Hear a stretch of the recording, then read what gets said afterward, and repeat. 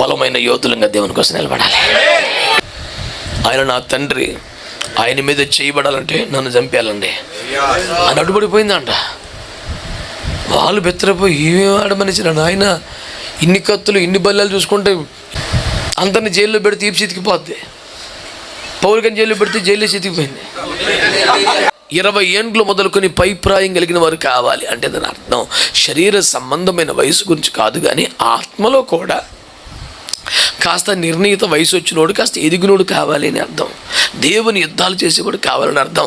పిల్లకాయ గాడి పనిచేయడని అర్థం. పిల్లలంటే ఎవరో ఈ వయసు కాదు, చిచ్చి కాదు.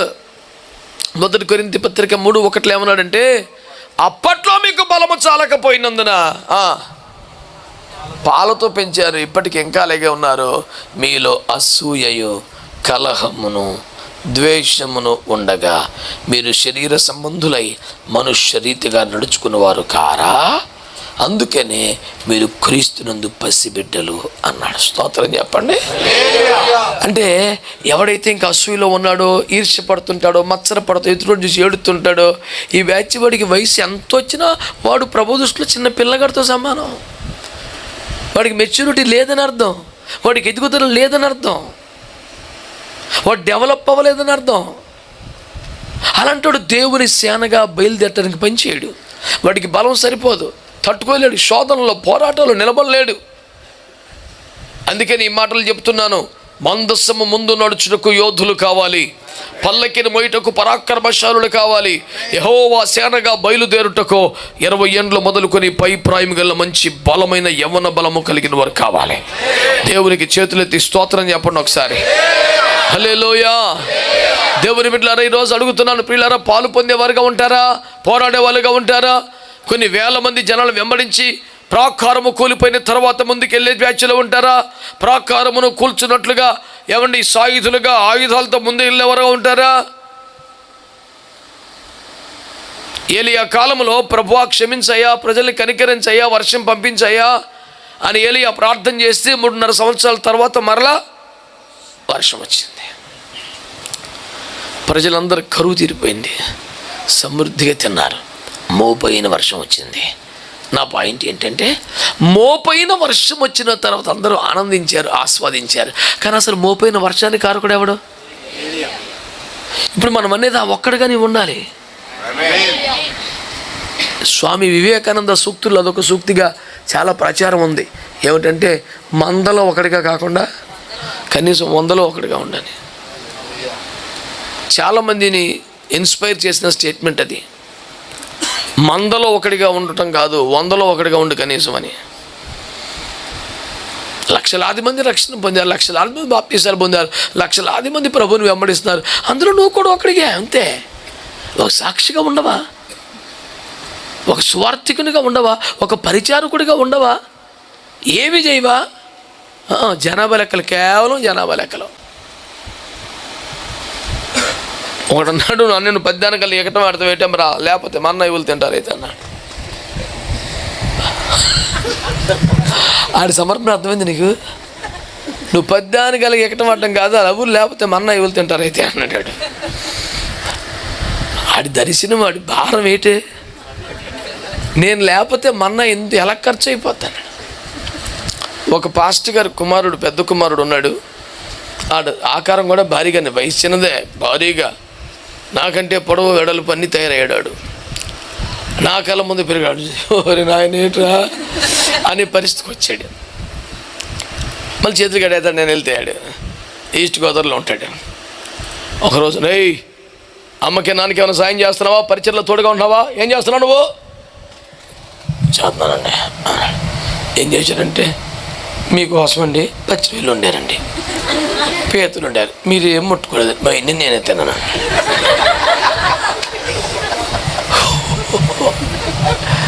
నా కోసం వండారట. నేను ఎలాగో తిన్నాడికి విశ్వాసం ఎక్కువే. ఆ డ్యూటీ అక్కడే వేసాడు. ఇతడు ఎలాగో తినడం, ప్రభు నన్ను బలపరుస్తాడని నమ్మి అన్నీ మిగిలిపోయిన నమ్మెంతో బాధపడిందండి. నేను అన్ని తినేసానండి. అప్పుడు అమ్మ సంతోషించిందా అన్నాను. అప్పుడు అంటాడు, మరి ఏమనండి సంతోషంగా కనపడలేదు నాకు. బాగా చూడలేదరా, తిండి తినేసి కళ్ళు మైకం వచ్చింది నీకు, చూస్తే దిగులుడి చచ్చిపోతుంది మీ అమ్మ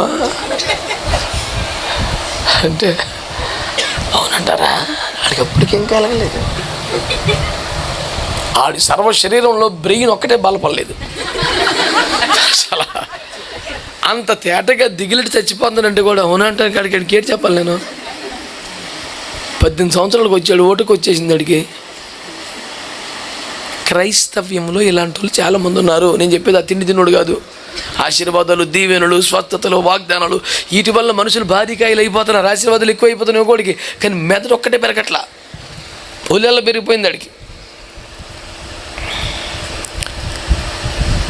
మెంటల్గా మెచ్యూరిటీ ఉంటున్న మెదడు ఎదగటం లేదు, ఆ డెవలప్మెంట్ లేదు. మనం చూస్తే భారీగా అడిగి ఉన్నాడు, కానీ చిన్నపిల్లడు ఆలోచన, చిన్నపిల్లలాగా ఆడుకుంటాడు, చిన్నపిల్లలాగా పేచి పెడతాడు, చిన్నపిల్లలాగా గోలగోలు చేస్తుంటాడు.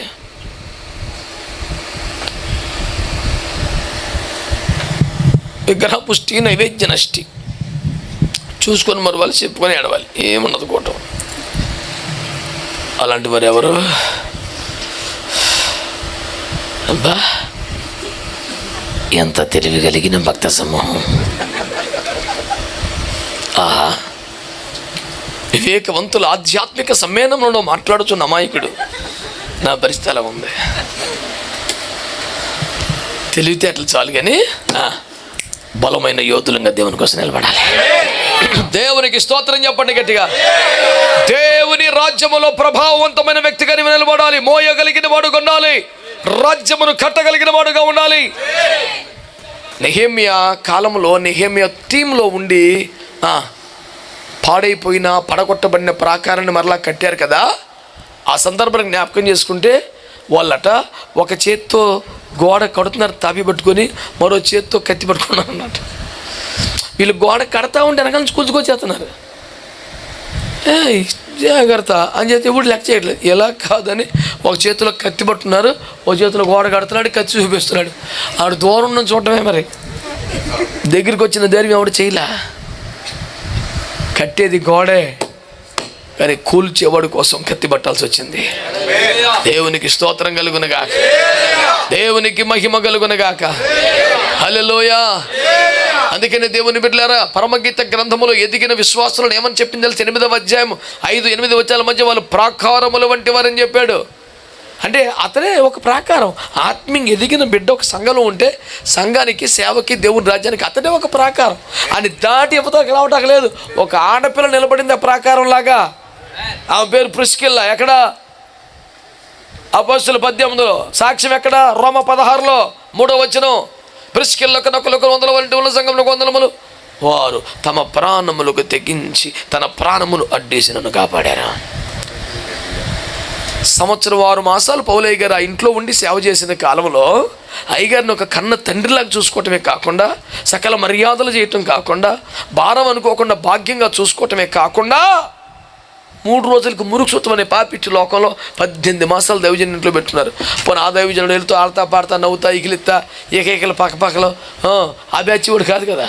అగ్గి రక్తం ఇచ్చే అబ్బే ఆయన కడితే పాము చచ్చిపోయింది, ఆయనకే అవ్వలేదు. స్తోత్రం చెప్పండి. పౌలు గారు అంటే మామూలు వ్యవహారం కాదు. అతను చెయ్యవచ్చును, అది లేక చచ్చును అని అందరూ చూస్తుంటే ఇలాగ అన్నాడట. అది అగ్గిలో పడి అది చచ్చిపోయింది. ఇతనికి తలనొప్పి కూడా లేదు. మన ఆయన ఇతను జోలికి వెళ్ళకూడదు నాయన. జనం జడిచిపోయి లైన్లోకి వచ్చాడు. ఇతను నిజముగా దేవత, దేవుని కుమారుడు, దండాలు పెడుతున్నారు జనం. అందరిని జైల్లో పెడితే తీపి చితికిపోద్ది. పౌలు గారిని జైల్లో పెడితే జైల్లో చితికిపోయింది. అది చాలా వెరైటీ. యేసు రక్తమే జయం. హల్లెలూయా. గట్టిగా తుఫాను వస్తేనే తెప్ప తిరగబడిపోతే అందరూ చచ్చిపోతారు, కానీ ఓడ బద్దలైపోయి 14 రాత్రి బొమ్మల వాళ్ళ ఒక్కడు సవాలు. కారణం అక్కడ పౌలు ఉన్నాడు. ఈయనుంటే వెరైటీ మొత్తం అంతా. మామూలుడు కాదండి బాబు. ఇలాంటి మహాగొప్ప దైవజనుడిని సముద్రాన్ని హడలు పెట్టేసిన, జైలునే చేత కొట్టేసిన, కరితే పాములే చచ్చిపోయిన రేంజ్ ఉన్న పెద్ద మనిషిని ఒక ఆడ మనిషి కాపాడిందంట. ఇంకా ఆమెను ఏమనాలి చెప్పండి మీరు? నా జత పని వారైన ప్రిస్కిల్లా, అకుల. బైబిల్ ప్రకారం మొదట పురుషుడు, తర్వాత స్త్రీ. ఫస్ట్ అకుల పేరు రాస్తారు, ప్రిస్కిల్ పేరు రాయాలి. కానీ కావాలని పౌలు గారి పేరు వెనకబెట్టి ప్రిస్కిల్లకు నొక్కులకు వందనాలు, ఆమె ఇంట ఉన్న సంఘానికి వందనాలు. వారు తమ ప్రాణములేసన్ని కాపాడారు. ఈయన సువార్త చేస్తుంటే ఆత్మలు రక్షించబడుతుంటే మతాలు మార్చేస్తారు, ఇక్కడ వచ్చి గోలగోలు చేస్తాను, మా మతం ఏం పదరా అని యోధా మతం వాళ్ళు కత్తులు కర్రలు వేసుకొస్తే ఏం బయటకు వచ్చి, ఆయన నా తండ్రి, ఆయన మీద చేయబడాలంటే నన్ను చంపేయాలండి అని అడ్డుపడిపోయిందంట. వాళ్ళు బెత్తరపోయి ఏమేమి ఆడమనిచ్చిన ఆయన, ఇన్ని కత్తులు ఇన్ని బల్లాలు చూసుకుంటే ఎదురుకొచ్చి నిలబడుతుంది, భయపడతలేదని వాళ్ళు వెళ్ళిపోయారు. దేవునికి స్తోత్రం కలుగును కాక. నేనేమన్నానంటే, నీవు అపోస్తులుడు కాకపోవచ్చు, కానీ అపోస్తులను కాపాడే ప్రాకారం అవ్వచ్చు కదా. నీవే లేవీడు కావచ్చు, కాకపోవచ్చు, ముందు నడిచే యోధుడు అవ్వచ్చు కదా. కనీసం ముందు నడిచేవాడు కాకపోవచ్చు, వెనక నిలబడ్డ గాడు అవ్వచ్చు కదా. ఏదో ఒకటి చేయి దేవుని రాజ్యంలో. నేనేదో చెప్తున్నాను, మోపైన వర్షం వస్తే కరువు తీరా తినేవాళ్ళు బొల్లు మంది ఉన్నారు, మన్నా కురిస్తే తినేవాళ్ళు బొల్లు మంది ఉన్నారు, సముద్రం చీలితే దాటిపోయి బొల్లు మంది ఉన్నారు. కానీ దీనికి కారకులుగా కొద్దిమంది వాడబడుతున్నారు. అలాంటి యోధులుగానే ఉండాలి. దేవుని రాజ్యాన్ని మోసే పరాక్రమశాలులుగా ఉండాలి, యుద్ధ వీరులుగా ఉండాలి. నీ ఒక్కడు నిలబడితే దేవుని రాజ్యం నిలబడాలి. నువ్వు గట్టిగా నిలబడితే అక్కడ అబద్ధ బోతకు అవకాశం లేకుండా పోవాలి. ఒక ప్రాకారంగా నువ్వు మారిపోవాలి. చేతులు తీసే స్తోత్రం చెప్పండి. హల్లెలూయా. ఈ పూట దేవుని సేవకుని మీ మనవి చేస్తున్నాను. దేవుని రాజ్యం కొరకు యోధులుగా ఉంటారా? పరాక్రమశాలులుగా ఉంటారా? అడ్డు పడగలిగిన వారుగా ఉంటారా? ఖడ్గదారులుగా జీవిస్తారా? దేవునికి మహిమ కలుగునట్లుగా ఓ సమర్పణలోకి వద్దాం. కృపగల దేవుని ఆత్మ మనందరినీ ఆ రీతిగా వాడుకొనుగాక. ప్రార్థన చేసుకుందాం.